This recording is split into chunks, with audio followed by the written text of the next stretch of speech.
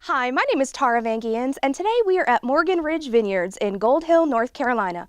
We will be talking with Amy Baudouin, who is the owner here at Morgan Ridge, and Chef Jason Nain is going to take on the task of teaching me how to make chicken and dumplings today. Come on inside. What we have here is 1 gallon of water. Okay. Cold.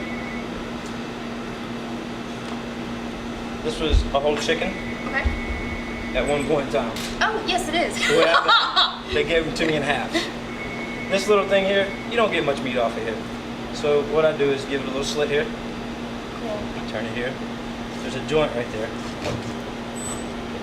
Just cut right through.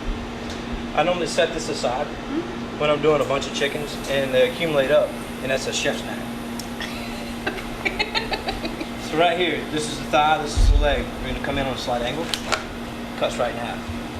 I never can cut chicken like that. Take it up like this. There's a joint right here. You can fill it with your knife. I'll let you go right through.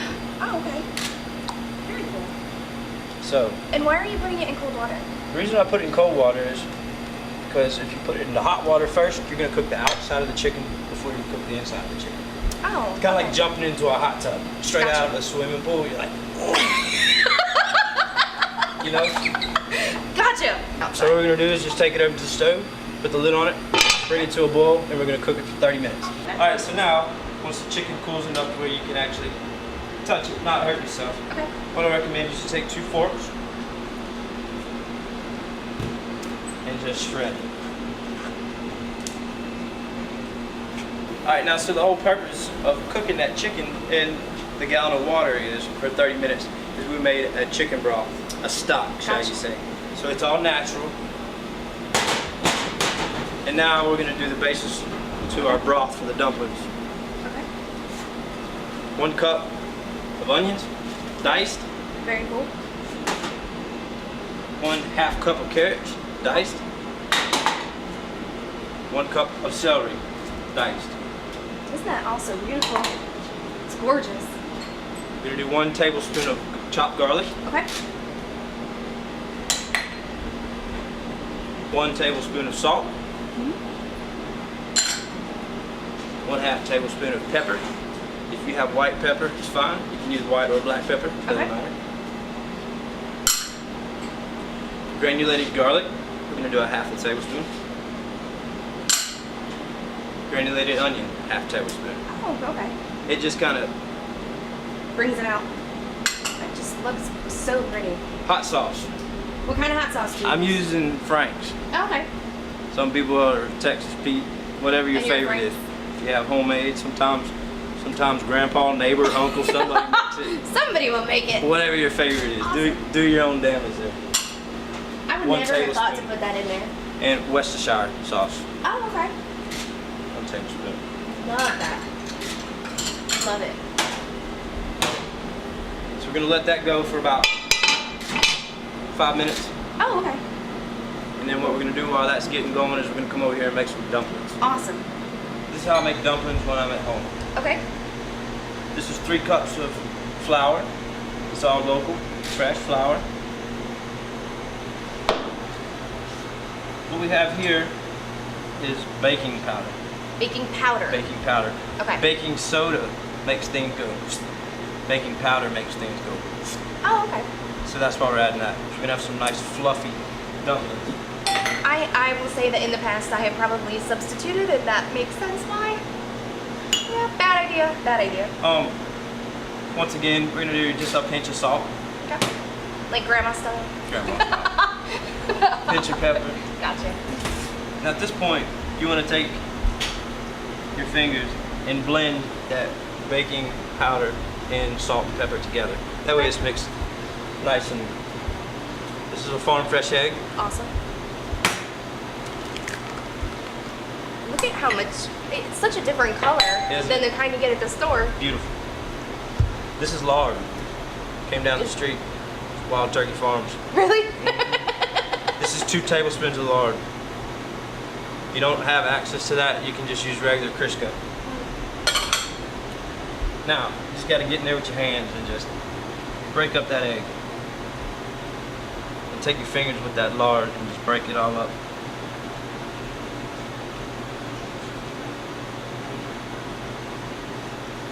You want to make sure you have it mixed nice and good for this next step.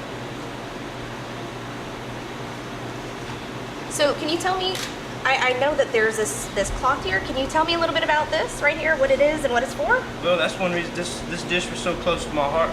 I used to make these with my grandmother. Oh, really? This was her dumpling mat and her rolling pin. Really? Probably over 50, 60 years old. Oh my goodness. I use it every time I make dumplings. Really? Mm-hmm. Oh, that is so sweet. Now what we have here is buttermilk. Oh, okay. I'm starting with a little over a cup and a half because sometimes it acts right, sometimes it doesn't. So we have a little extra if we need it. Gotcha. If you don't mind helping, just add a little bit at a time. Okay. Do about half of that. And I'll kind of tell you when. So it's always good to have someone help you. What you'll notice, what you're looking for, is it'll start sticking more to your hands and not sticking to the bowl as much. So you just want to keep pressing it till all that flour comes off the sides of the bowl and sticks to your dumplings here. Alright, so now take a little extra flour. Put it on the mat so it doesn't stick. Put a little on top. Give you the honors. You're brave. Now, for this recipe, how many does it make? For this size batch is 1 gallon of water and 4 pounds of chicken. Right. So I'd say about 10 hungry dudes. Really? How thin does this have to be? It's like, it has to be paper thin, right? No, not paper thin. Oh, really? I like to go about, I like that. Right there. You may have to do this. That looks perfect. I think we're good. Okay. So next, we're just gonna take a regular old pizza cutter. Oh, okay. We're gonna go about 1 inch.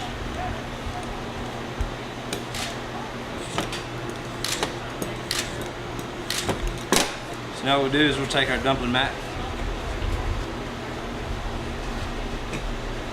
We're gonna come over here to the pot. It's always, you wanna do a few at a time. And every time you go into the pot, make sure you go away from yourself. Okay. Because if you just throw it in here, you're gonna splash it. You're gonna splash yourself. Alright. So just get down close, throw away. Now what you wanna do is put the lid back on. Okay. And the only way to get rid of a flour taste is to cook your flour out. Oh, okay.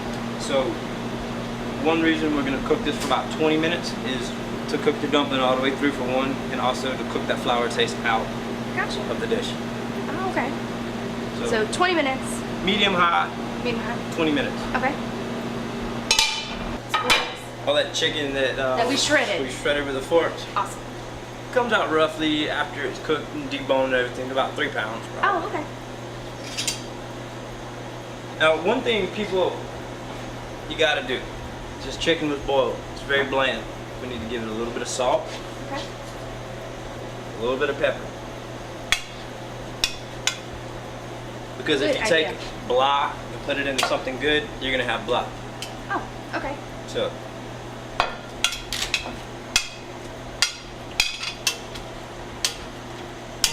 now, I'm just gonna put this lid back on, let it simmer for another 2 to 3 minutes to heat that chicken all the way through, ready to eat. Now, I did not see you stirring the dumplings at all, right? So we need to just let it cook out. That's what you said. You're Awesome. risking a chance of shredding them up, tearing them apart. Breaking them apart. Don't need to do that. Okay, great. So this is quite delicious looking. Have you Jason? had Jason's dumplings before? I have had Jason's dumplings before. From his grandma's famous rolling pin. That's pretty So, cool. mhm. It's really, really good. So, Oh, it's so hot. It's That so is pretty though. alright, let's get in there. Let's get in and try that. Oh my goodness.